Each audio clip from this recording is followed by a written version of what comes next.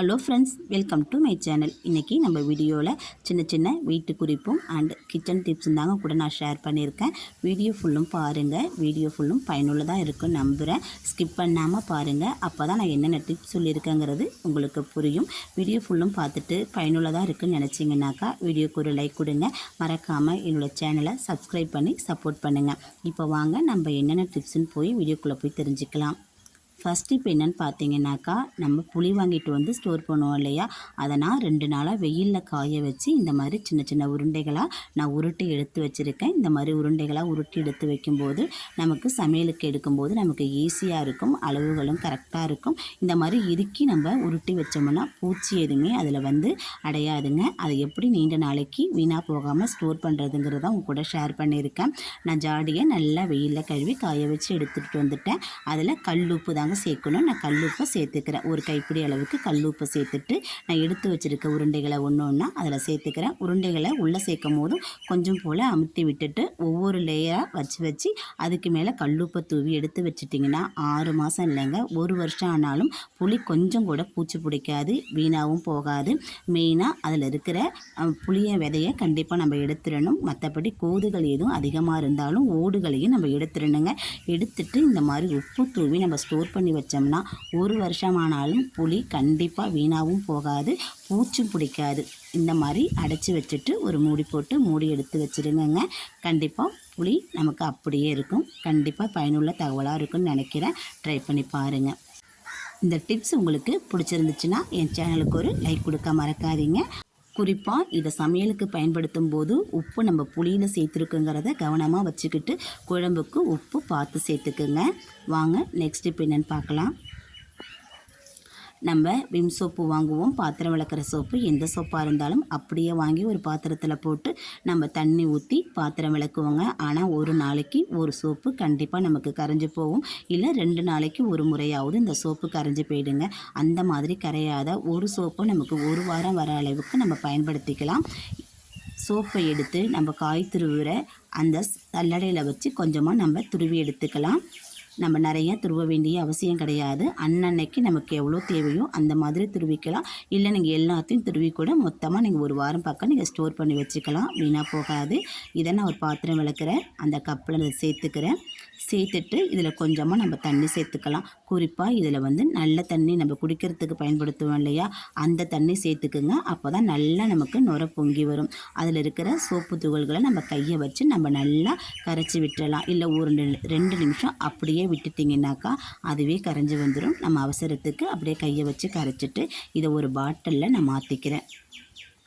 நம்ம வீட்டிலலாம் வீணாக போன வாட்டர் பாட்டில் இருக்கும், வேஸ்ட்டு பாட்டிலை இந்த மாதிரி நம்ம பயன்படுத்திக்கலாங்க. அதில் ஊற்றிட்டு நம்ம நல்லா இதை குலுக்கி விட்டுற வேண்டியதான். நல்லா குலுக்கி விட்டிங்கன்னா முறை நல்லா பொங்கி வரும். இதை ஒரு பாத்திரம் விளக்குற பாத்திரத்தில் கொஞ்சமாக நம்ம இதை சேர்த்துக்கலாம். சேர்த்துட்டு நல்லா குலுக்கி விட்டிங்கன்னா நல்லா நுர பொங்கி வருங்க. ஆனால் வந்து குடிக்கிற தண்ணியை பயன்படுத்துங்க.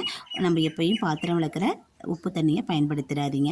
கொஞ்சமாக தொட்டு நம்ம விளக்குனாலே போதும், நுர நல்லா பொங்கி வரும். சோப்பும் நமக்கு சீக்கிரம் வீணாக போகாது. அது மாதிரி சோப்பு தொட்டு விளக்கும் போது திட்டாக இருக்கும் நமக்கு பாத்திரத்தில். இந்த மாதிரி நம்ம செஞ்சு வச்சுக்கிட்டு நம்ம பாத்திரம் துளக்கணும்னா அந்த திட்டாக இருக்கிறதும் இருக்காது, சோப்பும் பூத்து போகாதுங்க. நமக்கு பணமும் மிச்சமாகும். இந்த மாதிரி ட்ரை பண்ணி பாருங்கள். இந்த மாதிரி வாரத்துக்கு ஒரு முறை செஞ்சு வச்சுட்டிங்கன்னா நமக்கு சோப்பு அடிக்கடி வாங்குகிற செலவு மிச்சமாகும். ட்ரை பண்ணி பாருங்கள். எல்லார் வீட்லேயும் நம்ம விம் ஜெல் வாங்குவோம். வாங்கிட்டு அந்த பேப்பரை என்ன பண்ணுவோன்னா தூக்கி போட்டுருவோம். இனிமேலுக்கு அந்த மாதிரி தூக்கி போடாதீங்க. இது ஒரு நல்ல ரீயூஸ் ஐடியாவை நம்ம பயன்படுத்திக்கலாம். நமக்கும் பயனுள்ளதாக இருக்குங்க. இந்த மூடியை கழட்டிட்டு இதில் உள்ள விம் ஜெல் எல்லாத்தையும் நம்ம யூஸ் பண்ணிவிடுவோம். யூஸ் பண்ணிவிட்டு தூக்கி போடுற பேப்பரில் இது நிறையா நம்ம தண்ணி நிறச்சி அந்த மூடியை போட்டு நம்ம மூடி எடுத்து ஃப்ரிட்ஜில் வச்சிட வேண்டியதாங்க.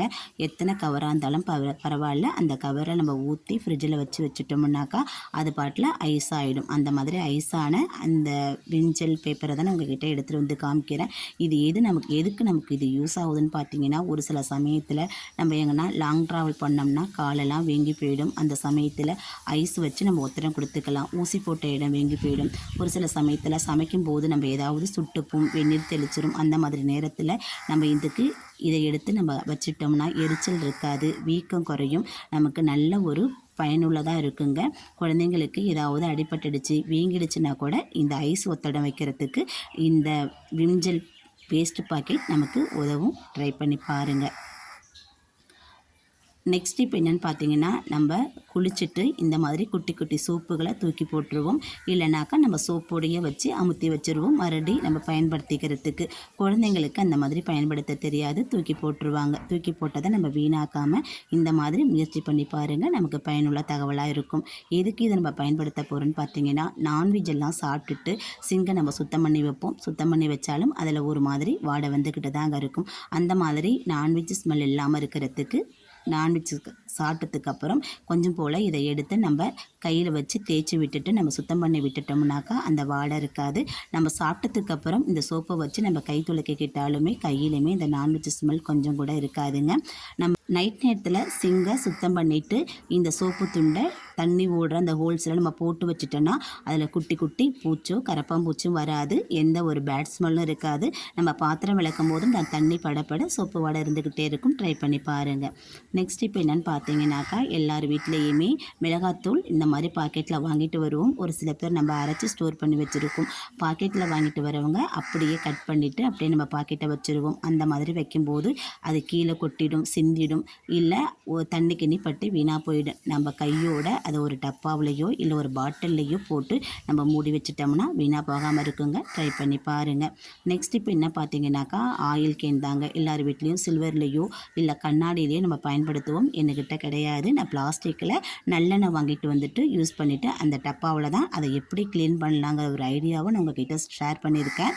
இதில் குட்டி குட்டி ஐஸ் க்யூப்பை இதில் போட்டுக்குங்க. பெருசாக இதில் போட முடியாது, ஏன்னா வாய் வந்து சின்னதாக இருக்குது இல்லையா, அதனால் சின்ன சின்ன ஐஸ் க்யூப்பாக அதில் போட்டுக்குங்க. போட்டுட்டு அது கூட கொஞ்சம் போல் நம்ம கல்லுப்பு சேர்த்துக்கலாம். கல்லுப்பு சேர்க்கும் போது நம்ம அதை ஷேக் பண்ணி சுத்தம் பண்ணும்போது நமக்கு ஈஸியாக சுத்தம் பண்ணி வரும்.